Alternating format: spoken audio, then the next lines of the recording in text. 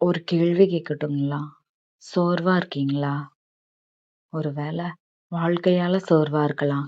மனுஷங்கனால சோர்வா இருக்கலாம். பிரச்சனைகளால சோர்வா இருக்கலாம்.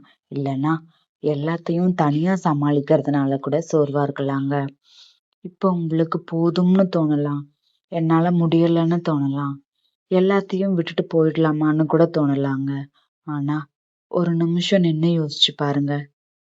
நிதானமா யோசிச்சு பாருங்க. ஒருவேளை உங்களுக்கு கைவிடணும்னு தோணல. உங்களுக்கு ஓய்வு வேணுதான்னு தோணுதா? ஏன்னா, நீங்க ரொம்ப நாளா போராடிட்டு இருக்கீங்க. ரொம்ப நாளா ஸ்ட்ராங்கா இருக்க முயற்சி பண்ணிட்டு இருக்கீங்க.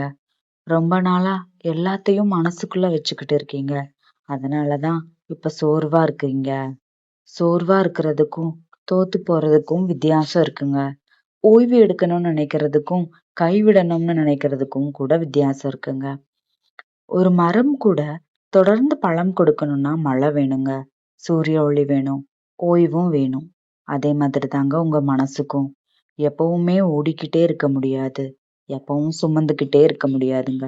சில நேரம் நின்னு மூச்சு விடணும். சில நேரம் உங்களுக்காக நேரம் எடுத்துக்கணுங்க. சில நேரம் இன்னைக்கு இவ்ளோ போதும்னு சொல்லணுங்க. அதனால இன்னைக்கு எந்த முடிவும் எடுக்காதீங்க. சோர்வா இருக்கிற நேரத்துல வாழ்க்கைய பத்தி தீர்ப்பு சொல்லாதீங்க. கொஞ்சம் ஓய்வு எடுங்க. நல்லா தூங்குங்க. மனசுக்கு அமைதி கொடுங்க. நாளைக்கு எழுந்ததுக்கு அப்புறம் பல விஷயங்கள் வேற மாதிரி தெரியுங்க. இப்ப முடியாத மாதிரி தோன்றது கூட நாளைக்கு முடியும்னு தோணலாங்க. அதனால இன்னைக்கு கைவிடாதீங்க. ஓய்வு எடுங்க. ஏன்னா, ஒருவேளை உங்களுக்கு கைவிடணும்னு தோணல. உங்களுக்கு கொஞ்சம் ஓய்வு தான் தேவைப்படுது. அமைதியா தூங்குங்க. நாளைக்கு நீங்க நினைக்கிறத விட வலிமையா இருந்திருப்பீங்க. Maybe you need rest, not quitting.